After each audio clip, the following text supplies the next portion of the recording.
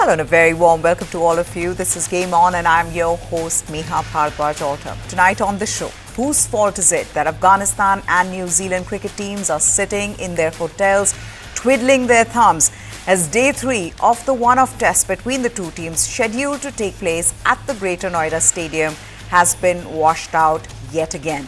Yes, there's been rain in Greater Noida leading up to the match. But what explains the fact that the ground was poorly prepared with not enough covers for an international game? This is the story tonight. The first 2 days of the game were called off due to a wet outfield, raising serious questions over the preparedness of the venue. Considering the inclement weather, the match officials did not take long to rule out any possibility of play on Wednesday. The toss is yet to take place for the game. Why have we reached this point and what has gone wrong in Greater Noida at that ground? First, let's clarify as to who chose the venue. The venue was chosen by the Afghanistan Cricket Board. They were offered 3 venues, Kanpur, Bengaluru and Greater Noida, by the BCCI for this test match. They selected Greater Noida due to its greater familiarity and better connectivity from Kabul, as the ground is just 2 hours drive from New Delhi International Airport. Now, the problem with the ground is that the drainage at the ground is not proper. Even if there's little rain, the water doesn't get absorbed easily due to the nature of the clay on the outfield. On top of that, if the ground doesn't have proper drainage, it should be completely covered like we see at the Eden Gardens. But because this ground doesn't host international cricket often, it did not have the covers for the entire square, and it also didn't have professionals to be able to deal with the wet outfield and damp patches. It also lacks several basic infrastructural equipment like super soppers and proper covers, like I said, to protect the ground from moisture. Now, the BCCI is trying hard to limit the damage by providing additional machinery to make conditions ideal for the match to start. Extra covers were brought in from the Arun Jaitley Stadium on Tuesday evening, and almost the entire ground was covered. However, there were puddles of water on the uncovered areas. While New Zealand trained for a while on Tuesday, the team did not travel to the ground on Wednesday. The Afghanistan team, barring coach Jonathan Trott, too did not show up. With more rain predicted in the next 2 days, it looks unlikely that the game will go ahead. Only 7 matches in the history of Test cricket have been abandoned without a single ball being bowled. Incidentally, the Black Caps were involved in the last one in 1998, which took place in Dunedin, New Zealand. Now, Afghanistan, who don't get to play top teams often, are the hosts of the game. It is their 10th Test match since receiving the 5-day status from the ICC in 2017. It is the first time the two nations are scheduled to play each other in the longest format of the game. This test is not part of the ICC World Test Championship cycle. But the bigger question remains, who is responsible for this fiasco? Is it the Indian Cricket Board, the Afghanistan Cricket Board, or the Noida Authority under which this ground came? Who will come forward and apologize to the cricket fans in India, Afghanistan and New Zealand?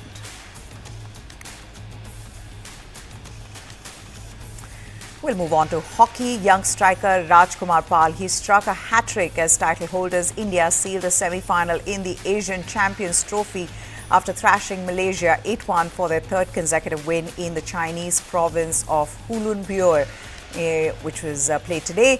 Apart from Rajkumar, who found the net in the 3rd, 25th and the 33rd minutes, Arijit Singh Hundal, he was on the mark twice, while Jugraj Singh, skipper Harmanpreet Singh and Uttam Singh sounded the board for India once each. For Malaysia, Akimullah Anwar, he managed the consolation goal. India are currently on top of the standings with 9 points from 3 wins. The 6-team tournament is being played in a round-robin format, and the top four will advance to the semi-finals, which will be played on 16th of September. The final is scheduled for 17th of September. India had earlier defeated host China 3-0 in their tournament opener before getting the better of Japan 5-1. Paris Olympics bronze medalist India will take on Korea on Thursday before finishing their league engagements against arch-rivals Pakistan on Saturday. In the first match of the day, Pakistan beat Japan 2-1 to improve their chances of reaching the semi-finals. Okay, now this is good news for all Indian athletics fans. India's 3,000 meters steeplechase national record holder Avinash Sable will run in his maiden Diamond League finals in Brussels, joining star javelin thrower Neeraj Chopra in the season-ending event. Sable is listed among 12 participants for the winner-takes-all race on Friday. Sable is placed 14th in the overall Diamond League standings with 3 points he garnered from 2 Diamond League meetings. But 4 athletes ranked higher than him: Lamecha Girma of Ethiopia, there is Jodie Beamish of New Zealand, Ruiji Mura of Japan, and Hilary Bohr of the USA. They're not taking part in the final. The season finale will be a 2-day affair on September 13th and 14th. The men's 3,000 meter steeplechase is scheduled for September 13th, while the men's javelin throw event, that will be held the next day. 5 meetings out of the 14 in the Diamond League series across the world this season had men's 3,000 meter steeplechase event. The 29-year-old Sable had finished 6th with a national record time of 8.09.91, bettering his own earlier mark in the Paris league leg of the Diamond League on 7th of July. He was 14th at the Silesia leg with the time of 8:29.96 on 25th of August.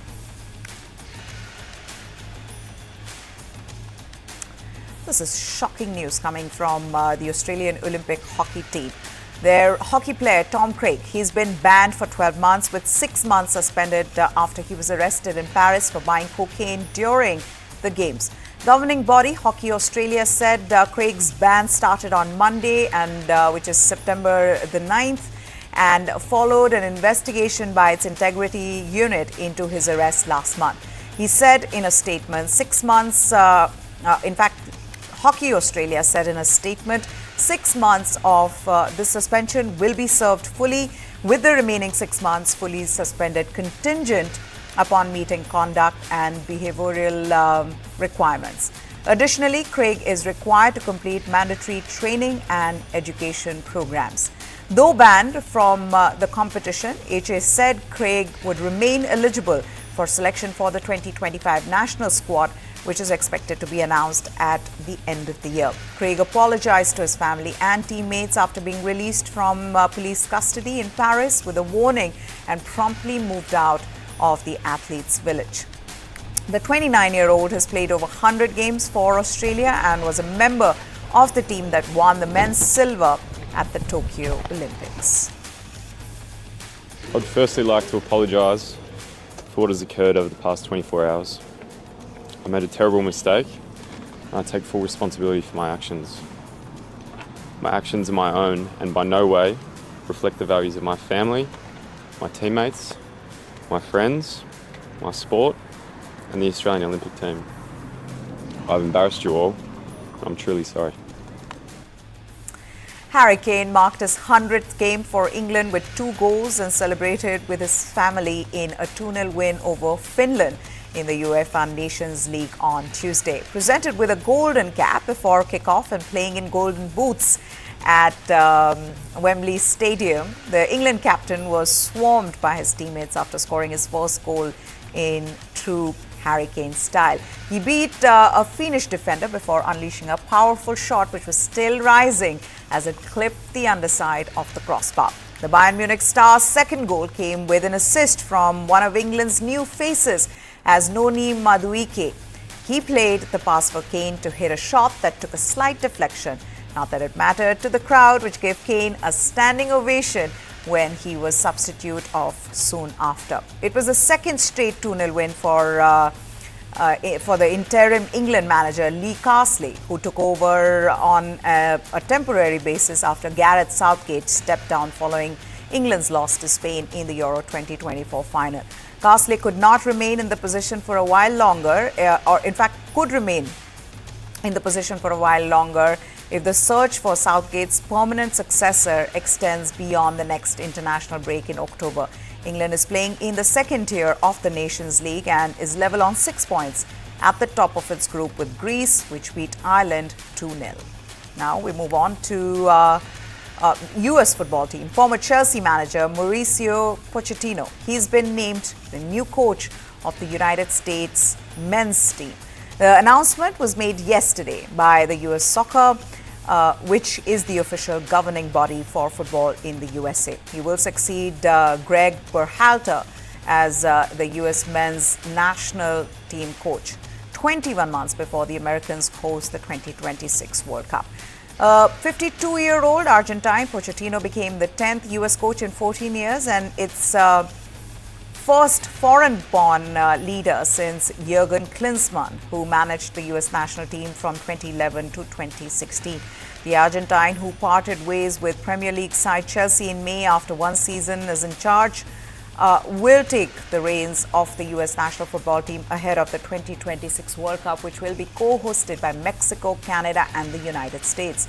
Former Paris Saint-Germain and Tottenham Hotspur manager Pochettino joined Chelsea on a 2-year deal to replace interim manager Frank Lampard, but left the West London club after a turbulent campaign that saw them finish 6th. Pochettino has coached Espanyol in Spain from 2009 to 2012, Southampton for the next 2 years, Tottenham from 2014 to 19, and Chelsea during the 2023-24 season in England. He's also had a 1-year stint with PSG in France during 21 and 22, leaving the club after winning a League One title.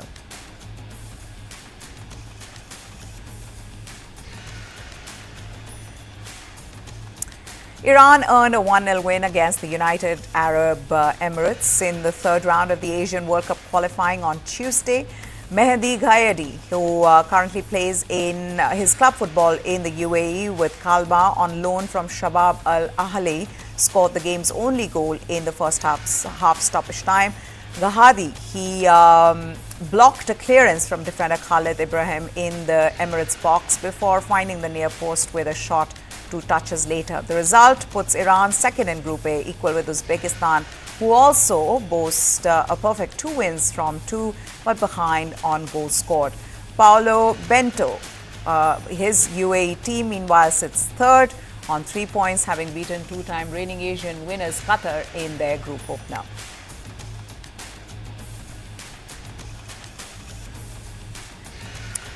Now, this was a huge moment for thousands of Iraqi football fans who crossed the border to Kuwait yesterday for the World Cup qualifier. The first time they've been allowed to attend a game in Kuwait since former Iraqi dictator Saddam Hussein invaded the Emirates some 3 decades ago, painting a picture of Iraq slowly warming ties with the rest of the region. For the first time in 34 years, busloads of excited Iraqi soccer fans rolled over the border into Kuwait for a World Cup qualifier on Tuesday. They haven't been allowed at the neighbouring country's events since former Iraqi dictator Saddam Hussein invaded the Emirates in 1990. I can't describe how I feel. I haven't seen Kuwait in more than 30 years. Kuwait is close to us. There were wars and problems, but God willing, the situation will get better and better. A match between brothers, God willing, and I hope that the legacy of the previous regime dies with this conscious generation, because the world has become a small village, and all people have come to know that the Iraqi people are not to blame for what happened because of Saddam Hussein. Iraq has been leveraging soccer diplomacy to mend ties with Arab Gulf states after decades of conflict. The country ended its most recent war against Islamic State at the end of 2017. It hosted the Gulf Cup in its oil port city of Basra last year for the first time since 1979, a milestone in regional reintegration. Yusuf Fal, spokesperson for the Iraqi Soccer Federation, said he hopes the rivalry, once considered the Arab world's greatest, stays on the pitch. It's a sporting competition. We should not insert politics into this, Fall said, adding that it's unfair to involve the young players, whether Iraqi or Kuwaiti, in old conflicts they were not a part of. This generation cannot pay the price of previous generations, he said.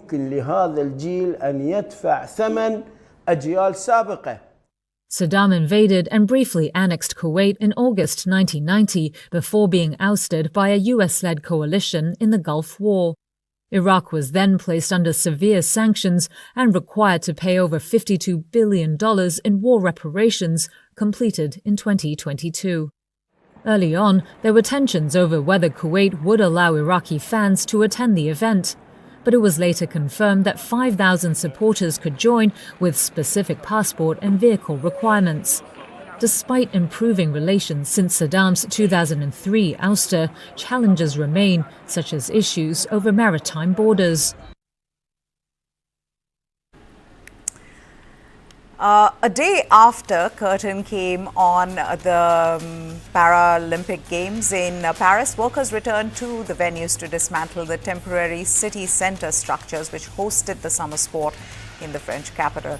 Landmarks including the Eiffel Tower and the River Seine were used as a backdrop for sports such as beach volleyball and the triathlon for the Olympics and blind football for the Paralympics. Trucks were pressed into service to dismantle fences and stands on the Place de la Concorde at the bottom of the Champs-Élysées on Monday, which was used as the venue for the Paralympics opening ceremony. Parisians going about their business in the drizzle on Monday said the games had been joyful, with people enjoying the shared experience. The former partner of Ugandan athlete Rebecca Cheptegei, who is accused of killing her by dousing her in petrol and setting her on fire, has died from burns sustained during the attack. This is what the Kenyan hospital where he was being treated have said. Cheptegei, who's 33, who competed in the marathon at the Paris Olympics, suffered burns to more than 75% of her body on September 1st in an attack, and she died 4 days later. Her former boyfriend, Dixon Ndima, he died on Monday, and this is what the spokesperson at the Moi Teaching and Referral Hospital in Eldoret in Western Kenya have said. That's where Cheptegei was also treated before she died. Cheptegei, who finished 44th in Paris, is the third elite sportswoman to be killed in Kenya since October 2021. Her death has put the spotlight on domestic violence in the East African country, particularly within its running community.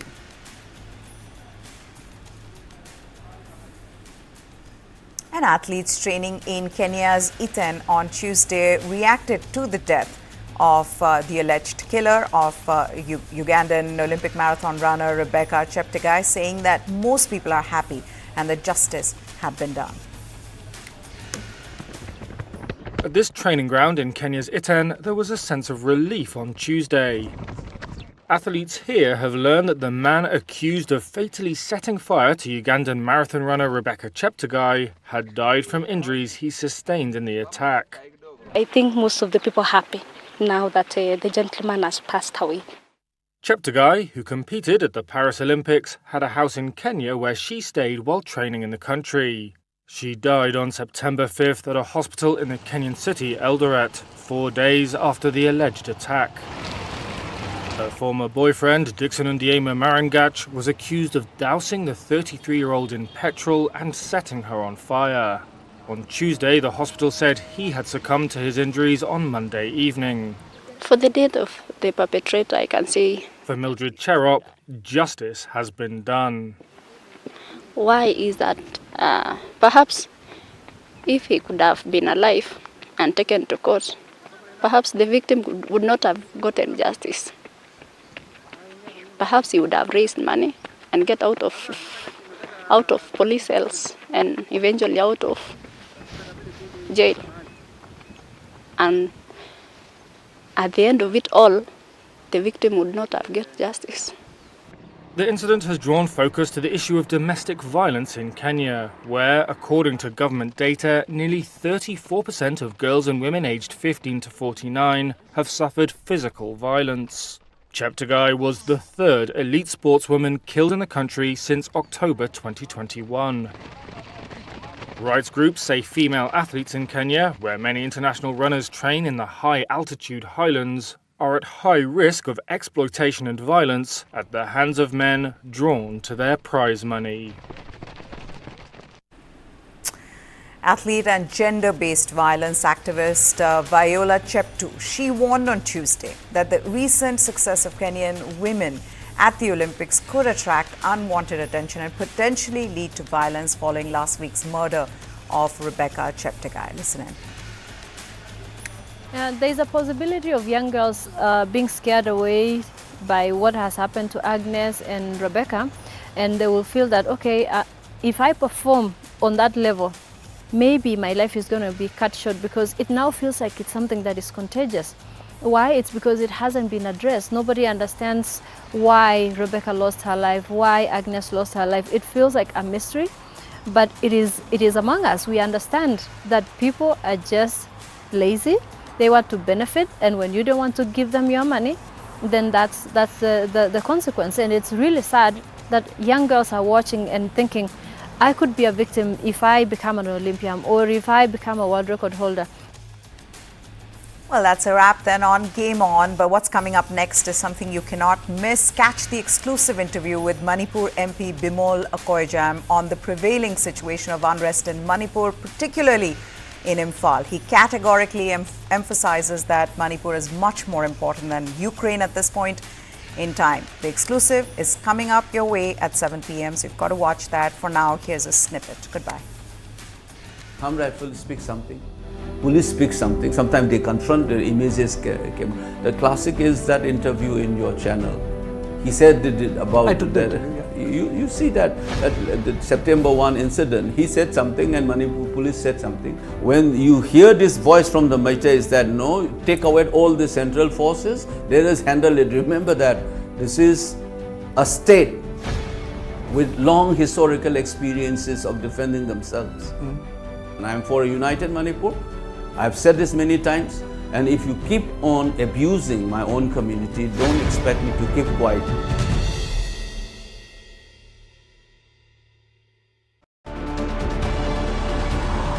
This was the kind of terrain that mountaineers basically climb on. You're talking of peaks of 15,000 and 16,000 feet. You have trouble breathing, the cold, the high altitude, the dizziness, the enemy staring at your face. And in some of those cases, the Pakistanis were not even expending ammunition. They were throwing rocks at the Indian soldiers. That's how close it was.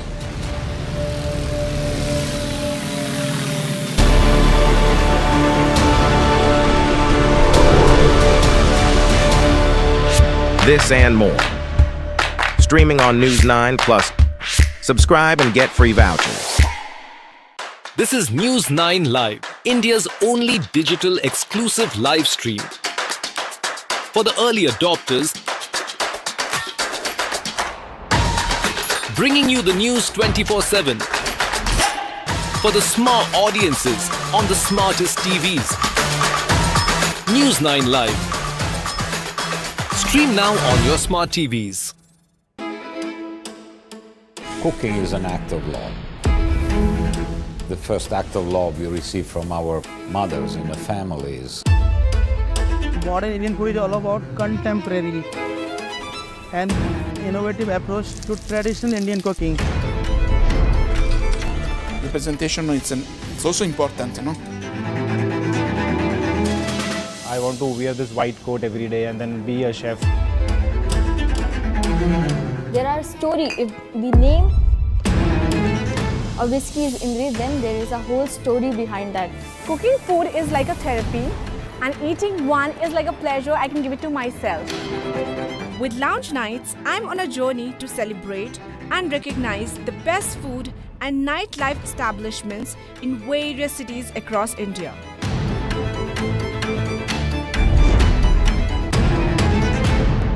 Radical presents Lounge Nights. every Saturday and Sunday, only on Newsline Live.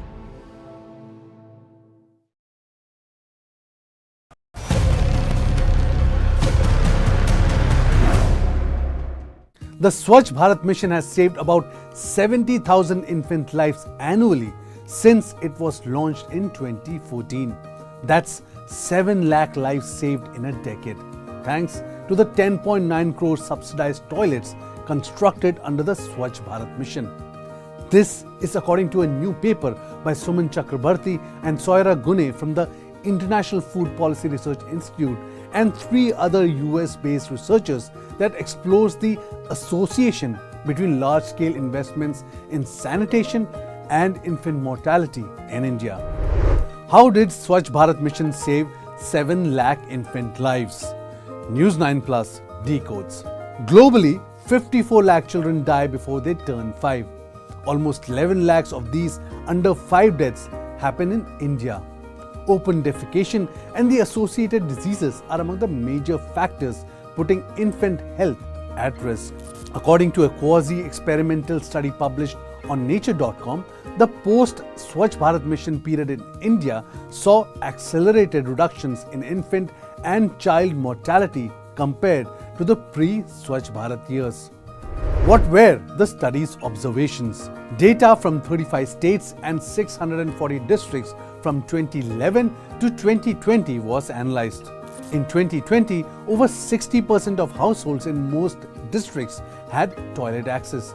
This led to a reduction in the exposure to fecal matter and contamination